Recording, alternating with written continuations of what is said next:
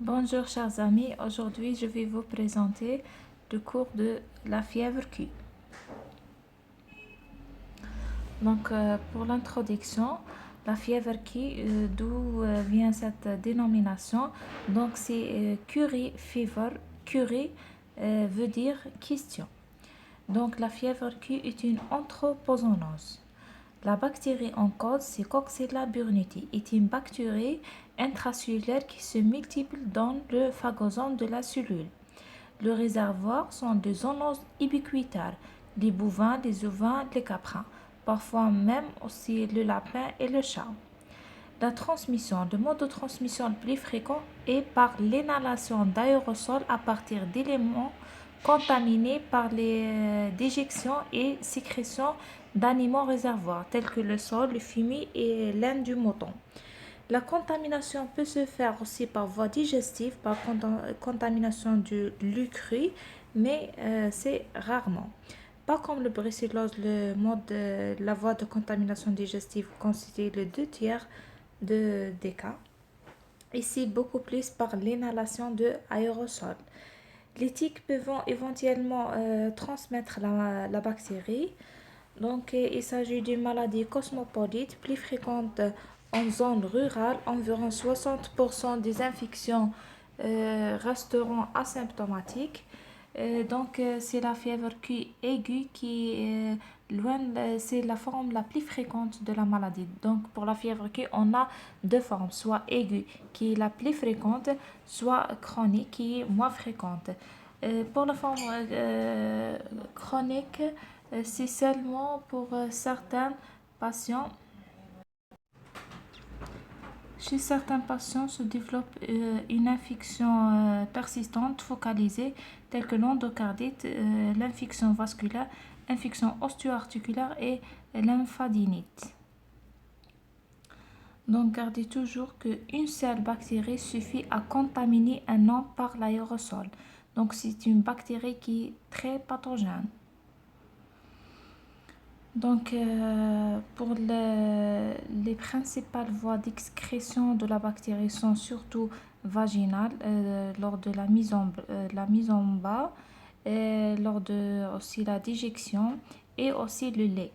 Donc la contamination se fait surtout par l'inhalation d'aérosols infectieux et la contamination humaine par le lait est nulle à négligeable.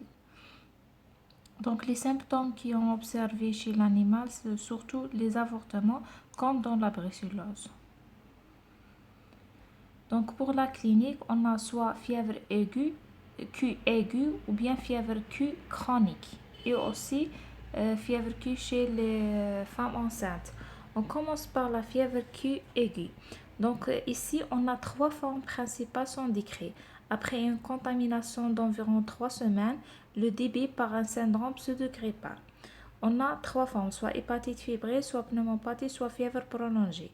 Pour l'hépatite fébrile, il s'agit d'une hépatite granulomateuse avec des images d'anophibrinoïdes à centre clair lipidique et c'est très pathognomonique. Pour la pneumonie, on observe un tableau de pneumopathie aiguë interstitielle, unie ou bilatérale associée au nom une hépatite et parfois on observe une pneumopathie franche lobaire aiguë, PFLA. La troisième forme observée dans la fièvre aiguë, c'est la fièvre isolée prolongée. Pour la fièvre Q chronique, ces formes surviennent en priorité chez les patients immunodéprimés ou ayant des lésions valvulaires ou vasculaires. Donc la présentation clinique majoritaire, c'est celle de l'endocardite infectieuse à hémoculture négative survient en général sur une valvulopathie préexistante. Donc à l'ETT, on trouve une petite végétation, pas comme le brucellose, on trouve en général une grande végétation. Donc le diagnostic de l'endocardite suffit par les critères de Duke, qui est posé par deux critères majeurs ou bien un critère majeur plus trois critères mineurs pour poser le diagnostic de certitude. Donc pour les critères majeurs sont un seul hémoculture à coxyla-burnité est considéré comme un critère majeur et aussi la sérologie de coxyla-burnité est considérée comme un critère majeur. Pour la végétation aussi un critère majeur. C'est ça, donc deux critères majeurs ou bien un critère majeur et trois mineurs pour poser le diagnostic. On peut observer dans la fièvre chronique aussi des infections vasculaires telles que l'anévrisme, les infections de prothèses vasculaires. Et pour la fièvre chez la femme enceinte, on note surtout des fausses couches. Donc, dans l'infection par coxyla-burnité, est 60% asymptomatique, 40% symptomatique. Donc 38% donnent un syndrome pseudo-grippal. 2 à 5% vont développer la fièvre aiguë par pneumopathie ou bien hépatite granulomateuse ou bien fièvre.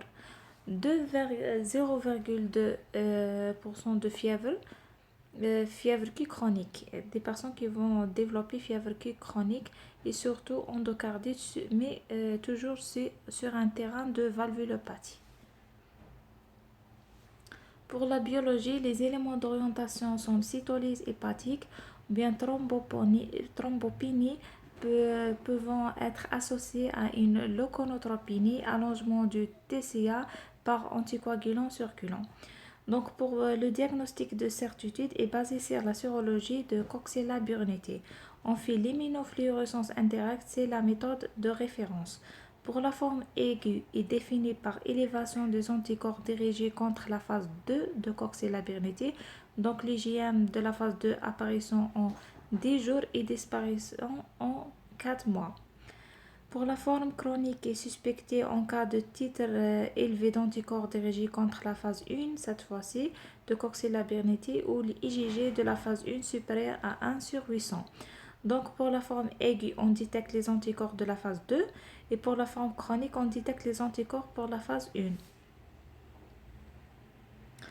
Pour le traitement, les antibiotiques de choix sont surtout les cyclines, mais on peut aussi donner l'hydroxychloroquine qui permet une activité bactéricide sur coxyla-burnité par alcanisation du pH des phagosants. Qu'on a déjà dit que le coxyla-burnité se multiplie dans les phagosants des macrophages, d'où elle trouve un milieu favorisant qui est le pH acide. Donc l'hydroxychloroquine va